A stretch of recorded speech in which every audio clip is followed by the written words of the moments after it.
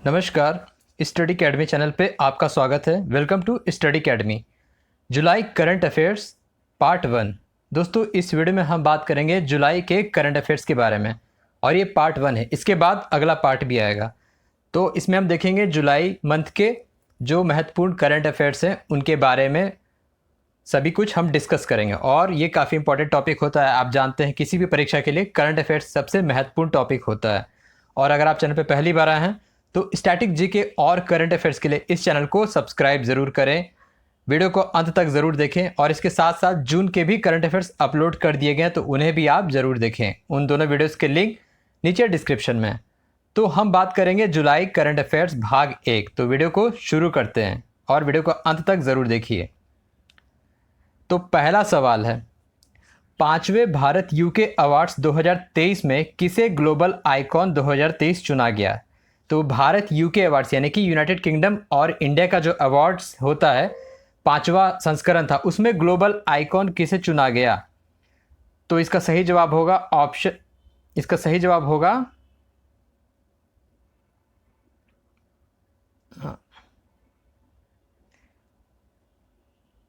इसका जवाब होगा मैरी कॉम। ठीक है, तो मैरी कॉम बॉक्सिंग चैंपियन मैरी कॉम को चुना गया।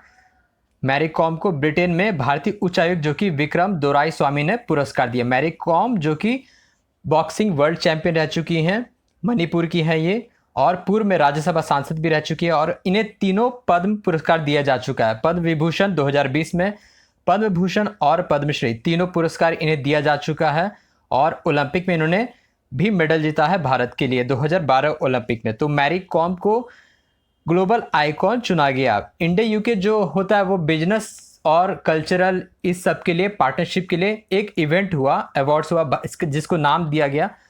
हर साल मतलब ये 5वां संस्करण था भारत यूके अवार्ड्स और ये हुआ था आयोजन यूके में। इसके कुछ और इम्पॉर्टेंट पॉइंट हैं। Technology company of the year Mphasis को चुना गया। एक होता है इन्फोसिस, ये अलग कंपनी है, ये है एम्फैसिस। वित्तीय सुविधा प्रदायक ऑफ द ईयर किसे चुना गया? आईसीआईसीआई बैंक को।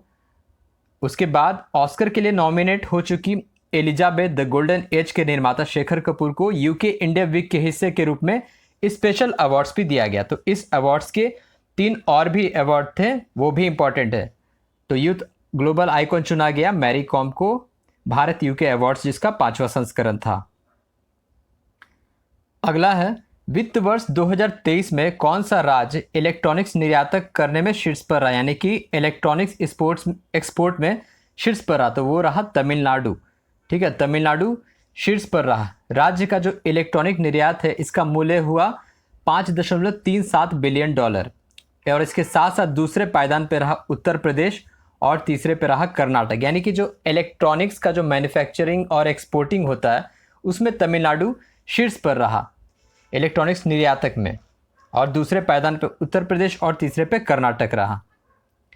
अगला सवाल है, राष्ट्रीय चिकित्सक दिवस कब मनाया जाता है, यानी कि नेशनल डॉक्टर्स डे? ये मनाया जाता है 1 जुलाई को। 1 जुलाई को किसके उपलक्ष्य में? डॉक्टर बीसी रॉय यानी कि बिधान चंद्र रॉय, जो जिन्हें भारत रत्न भी दिया जा चुका है। तो डॉक्टर बिधान चंद्र रॉय के बर्थ एनिवर्सरी के उपलक्ष्य में नेशनल डॉक्टर्स डे मनाया जाता है। और इसके साथ साथ 1 जुलाई को एक और इम्पॉर्टेंट डे होता है, GST day, goods and service tax day, GST day. 1 जुलाई को जीएसटी डे भी मनाया जाता है भारत में, जिसकी शुरुआत हुई थी 2017 से। ठीक है, अगला सवाल, हाल ही में मुंबई में वर्सोवा बांद्रा समुद्री पुल का नाम बदलकर क्या रखा गया? तो इसका जवाब है वीर सावरकर सेतु। ठीक है, वर्सोवा बांद्रा समुद्री पुल का नाम बदलकर वीर सावरकर सेतु रखा गया। ये 17.17 किलोमीटर है। वर्सोवा अंधेरी को बांद्रा से जोड़ेगा समुद्र से होते हुए। एक और लंबा ब्रिज है मुंबई में, बांद्रा वर्ली सी लिंक, तो उसी के पैरेलल में ये बनाया जा रहा है, अभी अंडर कंस्ट्रक्शन है, लेकिन इसका नामकरण नया हो गया वीर सावरकर सेतु। और अभी अभी अंडमान निकोबार में भी एयरपोर्ट के नए टर्मिनल बिल्डिंग का उद्घाटन हुआ था, Veer Savarkar airport terminal building Andaman Nicobar में। तो वो संबंधित न्यूज़ है। इसके साथ साथ मुंबई ट्रांस हाइबर लिंक, जो कि मुंबई और नवी मुंबई को जोड़ा जाएगा, इसका भी नाम बदलकर किया गया नावा शेवा अटल सेतु। पूर्व प्रधानमंत्री अटल बिहारी वाजपेयी जी के नाम पे नावा शेवा अटल सेतु किया गया, जो मुंबई ट्रांस हार्बर लिंक है, मुंबई और नवी मुंबई को जोड़ने वाला पुल। ठीक है, और इसकी लंबाई जो है वीर सावरकर सेतु की 17.17 किलोमीटर है। अगला सवाल है, प्रधानमंत्री नरेंद्र मोदी ने हाल ही में राष्ट्रीय सिकल सेल एनीमिया मिशन को कहां से लॉन्च किया? तो इसको लॉन्च किया मध्य प्रदेश के शहडोल से। राष्ट्रीय national sickle cell anaemia mission Bharat में एनीमिया को खत्म करने मिटाने के लिए भारत के 17 राज्यों के 278 जिलों में इसको लागू किया जाएगा राष्ट्रीय स्वास्थ्य मिशन के तहत, यानी कि नेशनल हेल्थ मिशन के तहत। और स्वास्थ्य मंत्री कौन है, आप कमेंट बॉक्स में जरूर बताएं, स्वास्थ्य मंत्री कौन है अभी वर्तमान में। तो ये शहडोल है मध्य प्रदेश में, यहां इन्होंने लॉन्च किया राष्ट्रीय सिकल सेल एनीमिया मिशन।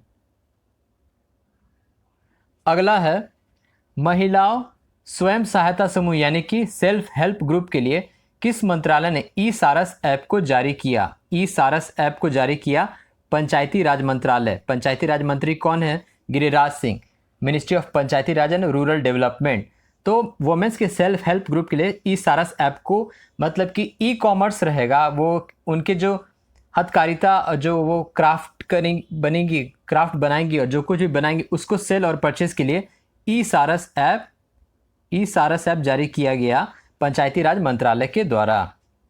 अगला सवाल है, वैश्विक शांति सूचकांक में भारत की रैंकिंग क्या रही, यानी कि वर्ल्ड पीस इंडेक्स। देखिए सूचकांक का एक वीडियो इस चैनल पे, उसे आप जरूर देखें। तो भारत की रैंकिंग रही 126। शीर्ष के देश कौन कौन से रहे? आइसलैंड, डेनमार्क और आयरलैंड। और सबसे नीचे पायदान पे रहा अफगानिस्तान 163वें रैंक पे, और यमन 162 रैंक पे, और सीरिया 161 रैंक पे। तो वैश्विक शांति सूचकांक यानी कि ग्लोबल पीस इंडेक्स में भारत की रैंकिंग रही 126। ठीक है, आगे, हाल ही में स्टार्टअप 20 शिखर वार्ता कहाँ आयोजित हुआ? स्टार्टअप 20 शिखर वार्ता ये आयोजित हुआ गुरुग्राम में। ये आयोजित हुआ गुड़गांव, जो अब है गुरुग्राम, वहाँ आयोजित हुआ स्टार्टअप 20 शिखर वार्ता। इंपॉर्टेंट पॉइंट ये है कि स्टार्टअप 20 के अध्यक्ष चिंतन वैष्णव ने अगले शिखर वार्ता की अध्यक्षता ब्राज़ील को आधिकारिक तौर पर सौंप दी। मतलब कि अगली बार ब्राज़ील होस्ट करेगा, और इस साल भारत में G20 प्रेसिडेंसी, G20 की बैठक होने वाली है शिखर वार्ता, उसी के अंडर ये सब आ रहा है। तो अगले साल इसकी मेज़बानी और होस्टिंग ब्राज़ील करेगी स्टार्टअप 20 अगले साल। और इसी शिखर वार्ता में सऊदी अरब पहला देश बना जिसने ग्लोबल स्टार्टअप के लिए $1 ट्रिलियन का सहायता किया। ठीक है, $1 ट्रिलियन का सहायता किया सऊदी अरब ने ग्लोबल स्टार्टअप के लिए। तो हर सवाल से आपको 3-4 सवाल भी मिल रहे हैं जिसका जवाब। ठीक है, तो स्टार्टअप 20 गुरुग्राम में आयोजित हुआ। अगला है, हाल ही में जेम्स स्टोल्टेनबर्ग किस अंतर्राष्ट्रीय समूह के मुख्य बने हैं? जेम्स स्टोल्टेनबर्ग, ये आप फोटो देख रहे हैं, तो ये बने हैं नाटो के, North Atlantic Treaty Organization NATO, उत्तरी अटलांटिक संधि संगठन, जिसकी स्थापना हुई थी 1949 में, और मुख्यालय इसका है ब्रुसेल्स में। कुल देश हैं 30। तो NATO, North Atlantic Treaty Organization के जेम्स स्टोल्टेनबर्ग बने हैं, जो खुद नॉर्वे के हैं। ये खुद नॉर्वे के हैं, ठीक है, नॉर्वे के हैं ये रहने वाले। और नाटो के, मतलब ये दोबारा ही नियुक्त हो गए, नए नहीं बने हैं, इससे पहले भी सेक्रेटरी जनरल यही थे, ये फिर से री इलेक्ट हुए हैं। अगला है, भारत ने सैफ फुटबॉल चैंपियनशिप 2023 में किस देश को हराया था? तो हराया था सैफ फुटबॉल में कुवैत को।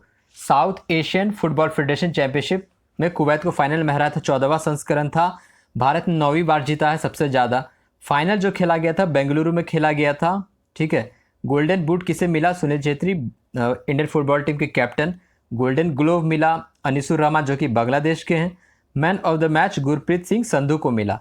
ठीक है, और सैफ सदस्य कौन कौन से हैं सैफ फेडरेशन में? भारत है, पाकिस्तान है, बांग्लादेश, भूटान, नेपाल और मालदीव। अब आप पूछेंगे कुवैत कहाँ गया? तो इस साल कुवैत और लेबानन, 2 नॉन सैफ मेंबर ने हिस्सा लिया था। कुवैत के साथ लेबानन ने भी हिस्सा लिया था। तो 2 ऐसे देश जो कि सैफ कंट्री में नहीं है साउथ एशियन फुटबॉल फेडरेशन में, लेकिन उन्होंने हिस्सा लिया था और फाइनल में पहुंचा कुवैत, जिसमें भारत ने कुवैत को हराया। तो 6 देश हैं सैफ में, भारत, पाकिस्तान, बांग्लादेश, भूटान, नेपाल और मालदीव। अगला सवाल है, शंघाई सहयोग संगठन यानी कि SCO, शंघाई कोऑपरेशन ऑर्गेनाइजेशन शिखर सम्मेलन 2023 को भारत ने किस देश को अध्यक्षता सौंपी? तो अगले साल के लिए भारत ने किस देश को अध्यक्षता सौंपी? कजाकिस्तान। ठीक है, तो जो मेंबर कंट्री है वही अध्यक्षता करता है। पहले बात करते हैं, इस बार जो था वो 23वां संस्करण था, जो कि वर्चुअली आयोजित हुआ। भारत इस बार का प्रेसिडेंसी था, अध्यक्षता की थे प्रधानमंत्री मोदी ने। 23वां संस्करण भारत में हुआ एससीओ का।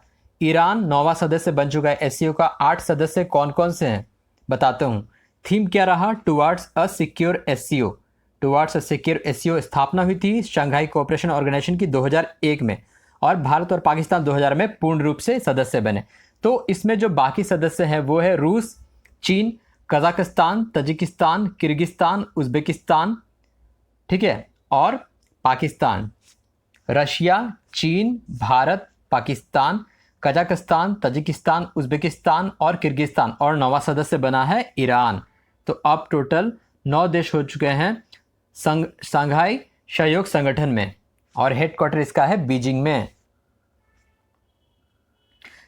एसिक्स स्पोर्ट्सवेयर इंडिया की ब्रांड एम्बेसडर कौन बनी है? एसिक्स स्पोर्ट्सवेयर इसकी ब्रांड एम्बेसडर बनी है श्रद्धा कपूर। एसिक्स स्पोर्ट्सवेयर की ब्रांड एम्बेसडर बनी है श्रद्धा कपूर। अगला है द्विपक्षीय मेरीटाइम अभ्यास जाइमैक्स भारत और किस देश के बीच हुआ? तो जाइमैक्स हुआ जापान और भारत के बीच। 7वां संस्करण हुआ था ये अभ्यास का, जो कि हुआ विशाखापट्टनम में। मैरीटाइम एक्सरसाइज अभ्यास जाइमैक्स भारत और जापान के बीच 7वां संस्करण विशाखापट्टनम में हुआ। अगला है AIFF all India football federation पुरुष एवं महिला फुटबॉलर ऑफ द ईयर का अवार्ड किसे मिला? तो ये दिया गया लालियांगचुला चांगटे और मनीषा काल्यान को। लालियांगचुला चांगटे और मनीषा काल्यान को men and women's footballer of the year का अवार्ड दिया गया ऑल इंडिया फुटबॉल फेडरेशन के द्वारा, AIFF के द्वारा। अगला सवाल है नेशनल ग्रीन ट्रिब्यूनल के चेयरमैन कौन बने? NGT के चेयरमैन बने हैं Shiv Kumar Singh. National Green Tribunal NGT के चेयरमैन बने हैं जस्टिस शिव कुमार सिंह। अगला है परफॉर्मेंस ग्रेडिंग सूचकांक में कौन सा राज्य केंद्र शासित प्रदेश शीर्ष पर रहा? परफॉर्मेंस ग्रेडिंग इंडेक्स जो कि शिक्षा मंत्रालय जारी करता है, ये दूसरा संस्करण था। चंडीगढ़ और पंजाब शीर्ष पर रहा। ये परफॉर्मेंस ग्रेडिंग इंडेक्स शिक्षा का परफॉर्मेंस ग्रेडिंग है, बहुत सारे पैरामीटर्स पर इसको देखा जाता है। तो शिक्षा से संबंधित है, ये स्कूल से संबंधित है।